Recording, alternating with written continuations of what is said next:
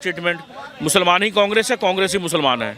ये जो 5 टाइम जो चूमते हैं वो तो उमर जो था जो फटा वो भी तो 5 टाइम का नमाजी था, वो भी तो 5 टाइम चूमता था, तो चूमता था और वहीं पे गड्ढा करके चला गया जहाँ पे बम फटा था। सर बात है ना कि बचपन से मतलब बचपन में इन द सेंस कि 1947 से वो लोग इसी देश में रहे, हिंदुओं ने इनको बड़ा किया, पाला पोसा, बड़ा किया। आज देख लीजिए ये हिंदुओं को ही बोल रहे हैं कि तुम मुर्दा कौम हो। आज वही देख लीजिए, वही मुसलमान, देखिए उन लोग तो गए नहीं, बहुत सारे लोग नहीं गए, मगर आप इस देश में रह रहे थे उस समय तो ठीक था कि हम भारत माता की जय भी बोलेंगे, वंदे मातरम भी बोलेंगे, सबको ही कहते थे। मगर आज इनको क्या है ना कि गजवाई हिंद करना है, समझे? ये सारा नौटंकी है, ये सारा नौटंकी है। आप बताइए। मैं तो सीरियस नहीं लेता हूँ, भले ही एलओपी है मगर मैं सीरियस नहीं लेता हूँ। उनकी बातों का कोई वैल्यू नहीं है, कोई वैल्यू नहीं है। नमस्कार, मैं सुरजीत और आप देखना शुरू कर चुके हैं दोस्तों द लोकसभा।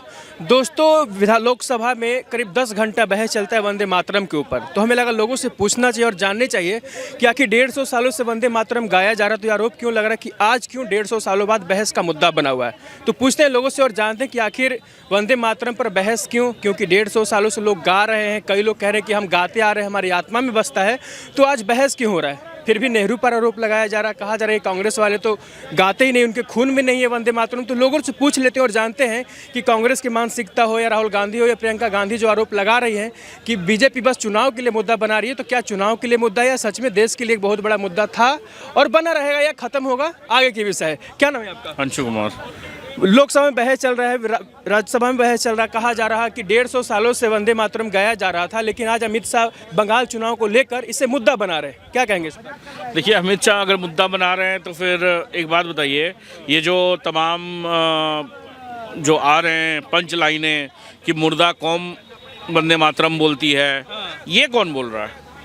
हम वंदे मातरम नहीं बोलेंगे, फलाना ढिमकाना, ये सब चीज़ें मतलब कुछ भी हो जाए, हम हिंदुस्तान जिंदाबाद कहते हैं ना, हम वंदे मातरम क्यों कहेंगे?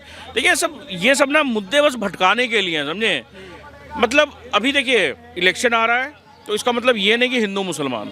आप बंगाल में क्यों नहीं बोल रहे हैं कि वहाँ पे हिंदू मुसलमान, बंगाल में इलेक्शन है, जनरली बंगाल में इलेक्शन है, मगर इसका आरोप है कि 150 सालों से लोग गा रहे थे चुपचाप, लेकिन आज इसे बहस का मुद्दा बना दिया है बीजेपी ने। सर चुपचाप मतलब आज क्या मैं आपका कॉलर पकड़ रहा हूँ या किसी का गिरबान पकड़ रहा हूँ कि आप वंदे मातरम को बोलना है? सर ये तो दिल से आना चाहिए। आज मैं इतना ज़्यादा मुझे ये लग रहा है कि हमारे देश में ये 150 साल बाद हो या चाहे कभी भी हो, ये क्या बोलते हैं, चर्चा का विषय होना चाहिए था क्या? वंदे मातरम बोलिए आप, बिल्कुल भी नहीं। अरे भाई वो तो दिल से जो भी आए आपके मन में बोलिए ना। अरे बात है क्या कि इन लोग जो कांग्रेस हो गई या आपको ये याद होगा स्टेटमेंट मुसलमान ही कांग्रेस है, कांग्रेस ही मुसलमान है, ठीक है? तो जो इन लोग का जो कौम है, इन लोग कह रहे हैं कि हम नहीं बोल सकते। एक लॉजिकल आंसर मुझे बताइए ना कि लॉजिक के साथ में कि क्यों नहीं बोल सकते आप, रीजन बताइए ना क्यों नहीं बोल सकते। बस मौलवी मौलाना ने बोल दिया हम नहीं बोल सकते। इस्लाम में हराम है उनके लिए, बोलते हैं कि धरती को हम चूमते हैं 5 बार, तो इससे क्या सबूत बड़ा दे? ये ज़बरदस्ती बुलवाने वाली बात हो गई, गिरेबान पकड़ रहे हैं कि योगी जी। ये जो 5 टाइम जो चूमते हैं वो तो उमर जो था जो फटा वो भी तो 5 टाइम का नमाजी था, वो भी तो 5 टाइम चूमता था, तो चूमता था और वहीं पे गड्ढा करके चला गया जहाँ पे बम फटा था। सर बात है ना कि बचपन में इन द सेंस कि 1947 से वो लोग इसी देश में रहे, हिंदुओं ने इनको बड़ा किया, पाला पोसा, बड़ा किया।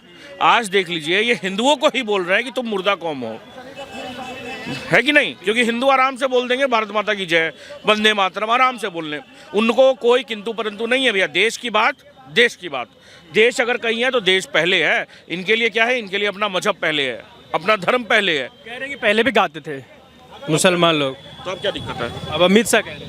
नहीं, अमित शाह बोलेंगे कल को कि तुम नेशनल एंथम पढ़ो 15 तारीख को, तो अब नहीं पढ़ेंगे क्या बात हुआ सर कि अमित शाह बोल रहे हैं? अरे भाई अमित शाह बोले चाहे कोई भी बोले हो तो मन से आना चाहिए ना।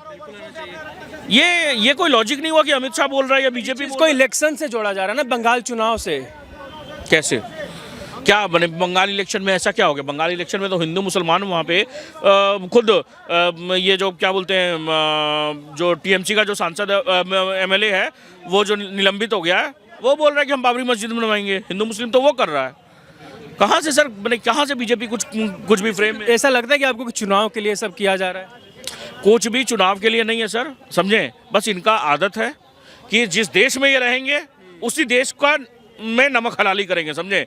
आप एक बात बताइए, इस देश में 1947 में जो क्या बोलते हैं, जब देश आज़ाद हो रहा था, उस समय क्या था कि जब पाकिस्तान बनने का बात था तो क्या हुआ था, 90% से 95% मुसलमानों ने ये बोला कि भैया पाकिस्तान बनना चाहिए, पाकिस्तान बनना चाहिए। मगर आज वही देख लीजिए, वही मुसलमान, देखिए उन लोग तो गए नहीं, बहुत सारे लोग नहीं गए, मगर आप इस देश में रह रहे थे उस समय तो ठीक था कि हम भारत माता की जय भी बोलेंगे, वंदे मातरम भी बोलेंगे, सबको ही कहते थे। मगर आज इनको क्या है ना कि गजवाई हिंद करना है, समझे। ये सारा नौटंकी है, ये सारा नौटंकी है। आज इन लोग को हम इस देश में रख रहे हैं अच्छे से, मगर नहीं, इनको अच्छा नहीं लग रहा है। मैं तो समझता हूँ कि आने वाले टाइम में सरकार को ये करना चाहिए कि भैया क्या बोलते हैं, चिन्हित करना चाहिए कहीं पे भी अगर नहीं बोलेंगे चिन्हित करिए, ब्लैकलिस्ट करिए। कोई भी गवर्नमेंट जॉब्स, कोई भी गवर्नमेंट का स्कीम्स इन लोग के ऊपर में नहीं होना चाहिए। क्या ये ज़बरदस्ती बुलवाना या किसी पर थोपना ये सही चीज़ है?